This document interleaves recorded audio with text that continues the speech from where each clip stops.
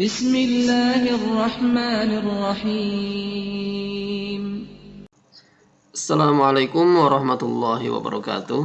Bagaimana kabarnya teman-teman semua? Pada kesempatan kali ini kita akan belajar tentang jual beli. Sebelum kita mulai, kita lihat gambar-gambar berikut ini. Nah, ada gambar apa di sana? Ya, sayur-sayuran ya. Ini adalah gambaran tentang pasar tradisional ya. Tentunya kalian pernah ke sana kan? Nah, ada apa di sana kira-kira? Ya, tadi ada sayur-sayuran, ada buah-buahan, macam-macam lah, banyak gitu ya. Terus ngapain kalian ke sana? Biasanya ngapain kalau ke pasar? Ya, belanja lah gitu ya. Ya, tapi ada juga yang tidak melulu belanja ya. Mungkin ada yang jalan-jalan, ada yang nyari simpati,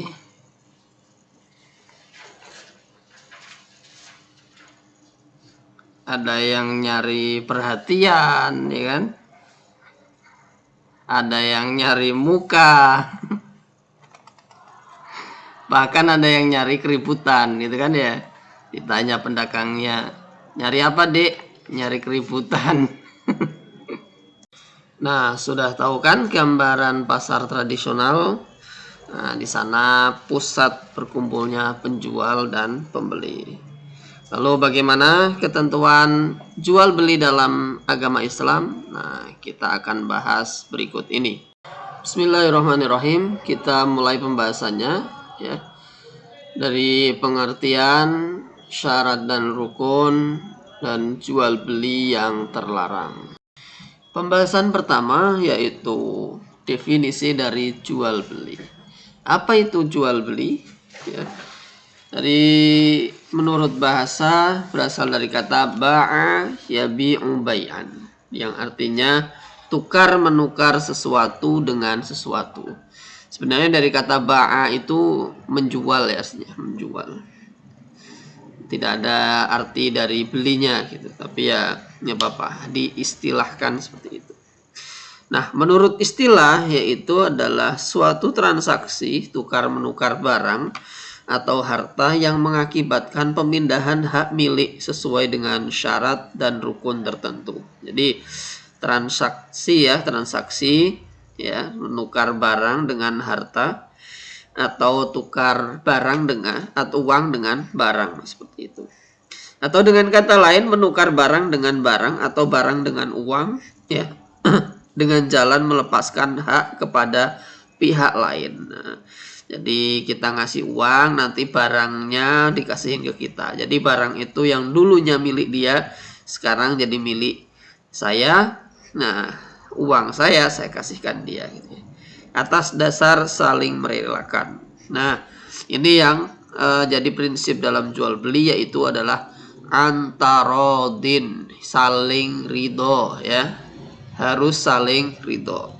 Makanya nanti kalau ada unsur penipuan, maka jual belinya itu jadi batal. Nah, bagaimana dengan hukumnya? Ya, kita lihat dalilnya ya dalam surat Al-Baqarah ayat 275. Wa ahallallahu al-bai'a wa harramar riba. Padahal Allah telah menghalalkan jual beli dan mengharamkan riba. Ya. Di situ jelas bahwa Allah telah menghalalkan jual beli. Berarti hukumnya adalah halal. Hukum aslinya itu halal ya. Boleh gitu ya. Dari hadis ya disebutkan anna Nabi sallallahu alaihi wasallam suila ayyul kasbi atyab. Qala amalur rajuli biyadihi wa kullu bai'in mabrur. Rawahul Bazzar. Sesungguhnya Nabi ditanya mengenai penghasilan apa yang paling baik gitu. Maka Nabi bersabda, yaitu pekerjaan seorang laki-laki dengan tangannya sendiri dan jual beli atau berdagang yang baik. Hadis riwayat Bazzar. Jadi sudah jelas hukumnya adalah halal, boleh gitu ya. Adapun rukun-rukun dari jual beli adalah yaitu adanya penjual ya, Ada yang jual, ada yang beli ya. Kalau hanya penjual saja nggak ada yang beli ya tidak terjadi transaksi jual beli ya. Kalau hanya ada pembeli tapi tidak ada yang jual juga tidak terjadi transaksi. Terus barang yang dijual, ada barang ya, itu termasuk rukun jual beli ya. Gimana kita mau jual beli nggak ada barang yang dijual, nggak ada yang dibeli gitu ya, maka tidak akan terjadi transaksi. Ada alat pembayaran atau uang gitu ya, harus ada uang untuk membayar barang sebagai alat tukarnya gitu. Nah, kita mau beli sesuatu atau menukar, kan jual beli tukar menukar ya, barang dengan uang atau barang dengan barang. Nah, kalau salah satu, nah itu tidak boleh, bisa terjadi riba nanti. Yang terakhir adalah ijab qabul ya, serah terima antara pembeli dan penjual ya. Ya bisa dengan salaman atau bisa ya kalau sesuai adat masing-masing lah, sesuai budaya masing-masing. Mungkin dengan anggukan kepala atau bagaimana juga sudah cukup. Berikutnya adalah syarat-syarat jual beli ya. Yang pertama syarat barang yang dijual. Nah, ya, yang dijual yang pertama harus suci ya, bukan benda najis ya. Tidak boleh menjual benda najis. Yang kedua bermanfaat, ada manfaatnya ya. Kita menjual sesuatu itu harus ada manfaatnya ya. Kita jual apa ya, nah pisau seumpama ada manfaatnya buat menyembelih gitu atau ngiris daging gitu ya. Nah apapun lah gitu, yang penting ada manfaatnya. Kalau jual debu kan nggak ada manfaatnya ya, bisa tayamum ya, tapi kan saya jual debu satu plastik kan kayak nggak ada manfaatnya. Nah, kalau pasir satu truk ya ada manfaatnya gitu ya. Yang ketiga, barang itu harus milik sendiri ya, bukan punya orang kita jual gitu ya. Mas, ini saya jual motor ini, punya siapa? Ya punya tetangga, ya nggak boleh ya, itu punya orang. Harus motor sendiri atau jual barangnya sendiri ya. Ada ya kasus itu banyak itu jual tanah biasanya ya, karena mungkin sertifikatnya entah kemana, nah ngaku-ngaku dia, ini tanah saya jual pak gitu ya, aku punya sendiri. Oh ya gitu, ternyata setelah dibayar itu bukan tanah dia, ternyata tanah punya kakaknya atau ibunya gitu ya, bukan punya dia. Nah seperti itu. Nah ini kan merugikan pembeli ya, dia sudah mengeluarkan uang banyak tapi ternyata bukan milik dia gitu, hilang begitu saja. Atau motor yang nggak ada BPKB-nya kan gitu kan, berarti bisa jadi bukan punya dia sendiri gitu ya, mungkin nyolong atau gimana gitu. Terus dapat diserah terimakan kepemilikannya ya, barang itu ada gitu ya. Ketika saya mau beli burung ya sama Pak nih saya jual burungnya karena kicauannya bagus nih gitu ya gitu, burungnya ada dalam sangkar gitu ya, ada wujudnya. Pak saya mau beli ikan, ikannya di mana? Di dalam kolam gitu ya, ikan dalam kolam gitu. Ada lagunya ya. Nah itu ada kelihatan gitu ya, ya jangan harus dan bisa diserah terimakan. Ya bisa jual beli, Pak saya jual burung, di mana burungnya? Itu masih terbang di awan gitu. Ya gak bisa, ngambilnya gimana gitu ya. Pak saya mau jual ikan, ikannya mana? Masih di laut gitu, ngambil sendiri. Ya itu mah bukan jual. Itu gak bisa diserah terimakan gitu ya. Pak saya mau jual mobil, di mana mobilnya? Masih di showroom, belum saya ambil gitu. Masih punya orang gitu ya. Nah itu gak bisa, itu tidak sah. Terus diketahui jenis, ukuran dan sifatnya ya. Udah jelas, Pak saya mau beli baju gitu ya, ukurannya apa? XL, L, M gitu ya.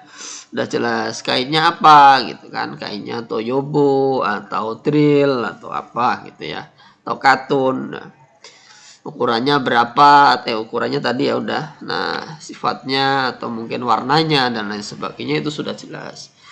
Nah kayak kita jual beli online gitu ya, itu sudah jelas gambarnya, makanya sah di situ karena ada jelas barangnya, ukurannya, ada gambarnya ya, tinggal kita milih Nah, baru nanti kalau tidak sesuai pesanan, nah itu baru bisa dikembalikan. Nah, itu yang tidak sah. Tapi kalau udah sesuai, nah itu harus diterima, gitu ya, harus terima. Syarat berikutnya adalah syarat antara penjual dan pembeli, ya.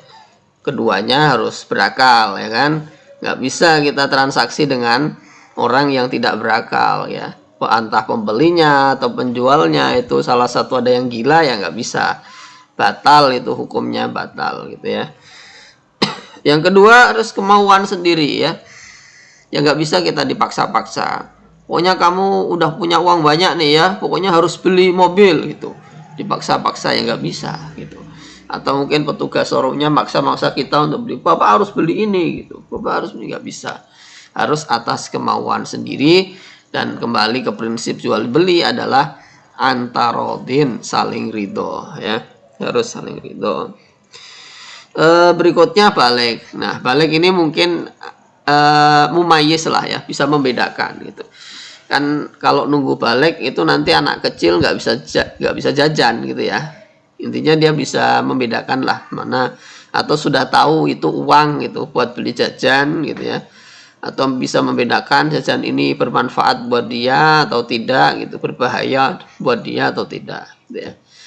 Ya, mumayyiz gitu. Terus yang keempat, penjual dan pembeli bukan orang pemboros. Maksudnya adalah dia tidak pandai untuk membelanjakan uang gitu ya. Mungkin ya akalnya agak kurang gitu ya. Dia punya uang sedikit langsung dibelanjakan semua. Atau biasanya orang kaya itu biasanya ada istilah FOMO ya. Wah, orang kaya itu beli, masa saya nggak beli kayak gitu ya.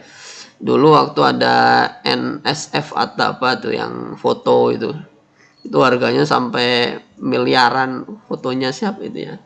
Nah, itu orang-orang kaya pada beli. Kenapa beli? Oh, nggak tahu manfaatnya. Ya karena yang lain pada beli sampai harganya miliaran. Nah, itu akhirnya dia ikutan beli. Nah, seperti orang seperti itu seharusnya tidak boleh transaksi dengan dia. Harus dicegah karena dia tidak tahu manfaatnya gitu ya. Orang yang boros punya uang banyak ya asal beli aja gitu, asal beli aja. Pembahasan berikutnya adalah jual beli yang terlarang gitu ya. Ya, ada dua, ini ada yang dilarang tapi sah, ada yang dilarang dan tidak sah. Nah, pembahasan yang pertama yaitu jual beli yang dilarang tapi sah ya. Sebenarnya ini masalah etika saja ya. Etika saja. Jual belinya sah ya, tidak melanggar. Ya cuman ya karena mungkin ngambil keuntungannya terlalu banyak gitu ya. Etikanya nggak ada. Yang pertama yaitu seorang penjual ya, itu biasanya kan datang ke desa gitu ya, langsung menemui para petani untuk membeli komoditinya langsung. Nah, nanti dia ngambil dari petani itu kan dengan harga murah tentunya ya, dan langsung dari sawah gitu. Nanti langsung dibawa ke kota dijual dengan harga tinggi. Ya, sebenarnya ini tidak boleh. Ya, sebenarnya tidak boleh. Biarkan petani itu menjual barangnya langsung ke pasar gitu. Ya, tidak kita hadang di tengah jalan, Pak, jual ke saya aja gitu. Karena apa, nanti bisa jadi dia bilang, Pak, di si pasar harganya lagi turun, padahal di pasar harganya lagi tinggi gitu. Terus dia mungkin beras ya, dia bilang ke petaninya, Pak, di pasar itu harganya lagi turun, ini cuma 7.000 sekilo, padahal di pasar udah sampai 15.000. Nah gitu. Jadi biarkan saja para petani itu datang ke pasar. Nah, memang masalahnya ya kadang mereka tidak punya transportasi alat lah ya untuk mengangkut barangnya. Nah, biasanya malah mendatangkan para tengkulak itu sendiri ke sawah gitu langsung. Nah, ini makanya ini sah, sebenarnya sah, cuman masalah etika saja. Yang kedua ya, jual beli dilarang tapi sah ya, yaitu kita membeli barang ya yang sedang ditawar orang lain gitu ya. Mungkin antara di sana ada penjual dan pembeli saling tawar menawar ya. masih dalam proses tawar menawar gitu ya, mungkin penjualnya ngasih harga 10.000 terus pembelinya ngasih harga 5.000 ya, itu masih dalam proses, belum selesai deal gitu ya.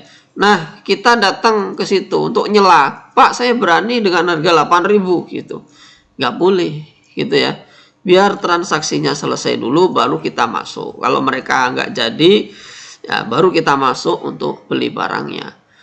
Atau mereka jadi ya udah, berarti tinggal setelahnya gitu ya. Jadi tidak boleh menyela gitu. Yang ketiga yaitu beli barang yang banyak ya, tapi niatnya untuk menimbun, bukan untuk jual kembali ya. Biar harganya bisa murah kan, bisa kalau kulakan banyak kan bisa jualnya murah. Ini enggak, dia beli banyak tapi untuk ditimbun. Nah, supaya nanti barang jadi langka, terus harga jadi mahal, nah baru dia jual lagi. Sebenarnya sah akad ini ya, yaitu tadi kembali ke etika. Mungkin kan orang namanya orang dagang kan ingin nyari keuntungan yang sebesar-besarnya gitu ya. Tapi cara ini tidak boleh ya, tidak boleh, dilarang ya, tapi sah. Berikutnya adalah jual beli alat untuk maksiat ya. Alat itu digunakan untuk hal-hal yang tidak baik gitu ya. Sebenarnya ya ini kembali ke pembeli ya, karena penjual kan nggak tahu niat pembeli untuk apa gitu sebenarnya. Tapi kalau barang yang haram, nah itu sudah tahu lah, berarti tidak boleh gitu ya. Nanti ya dilarang dan tidak sah masuknya. Terus jual beli dengan cara menipu ya, ini juga sering terjadi ya. Namanya pedagang itu yang tidak tahu hukum ya, dia menjual barang ya demi mendapatkan keuntungan sebanyak-banyaknya ya, dia rela ya dengan menipu temennya sendiri gitu. Nah, yang terakhir ya, dilarang tapi sah, yaitu jual beli yang mengandung riba ya. Biasanya ini kalau sistemnya kredit ya, itu kadang ada ribanya. Pembahasan berikutnya adalah jual beli terlarang ya dan tidak sah ya, tidak sah. Yang pertama, jual beli sperma binatang ya, karena nggak jelas itu ya, nanti spermanya itu berhasil atau tidak, membuahi atau tidak kan nggak jelas. Jadi ini ketidakjelasan inilah yang dilarang sebenarnya ya. Jadi nanti takutnya pembelinya tertipu ya, maka tidak sah, tidak ada kerelaan kedua belah pihak. Yang kedua, membeli atau jual beli barang yang najis ya, ini juga tidak sah. Buat apa barang najis itu ya. Terus menjual anak ternak ya, atau hewan ternak yang masih di dalam kandungan induknya ya, masih dikandung oleh induknya tapi tidak, akhirnya tidak diketahui kan itu nanti bisa sampai lahir atau enggak kan ya. Jadinya ya masih samar ya, masih samar inilah ya, ketidakjelasan ini yang tidak boleh sebenarnya. Terus menjual belikan barang yang baru dibeli sebelum diserah terimakan kepada pembelinya ya. Dia jual barang ya yang dia sendiri belum menerima barang yang dia beli dari orang lain gitu. Nah, ini kan belum jelas juga ya, kalau dia nanti jadi beli, kalau enggak nanti istilahnya kayak jadi makelar, tapi makelar mah ada barang ya, malah ini enggak ada barang sama sekali. Terus yang sering terjadi ini prakteknya adalah ijon. Nah, ini jual beli buah-buahan yang masih di pohon ya, masih baru kembang itu udah ditawar orang, Pak saya beli mangganya ini ya 5 juta gitu ya. Ini masih belum jelas, bisa nanti pembelinya yang kecewa atau bisa penjualnya yang tertipu. Ternyata kembangnya jatuh semua, kena angin, kena hujan, jadi tidak berbuah. Atau pembelinya yang merasa, wah rugi, kenapa dulu saya jual 5 juta ya, padahal dia dapat buah yang banyak, bisa dijual 10 juta gitu ya. Nah, ketidakjelasan ini dan merasa tertipu inilah yang membuat jual beli ini terlarang. Demikian pembahasan fikih jual beli kali ini. Semoga bermanfaat bagi kita semua. Terima kasih atas perhatiannya. Wallahul muwaffiq ila aqwamit thoriq. Assalamualaikum warahmatullahi wabarakatuh.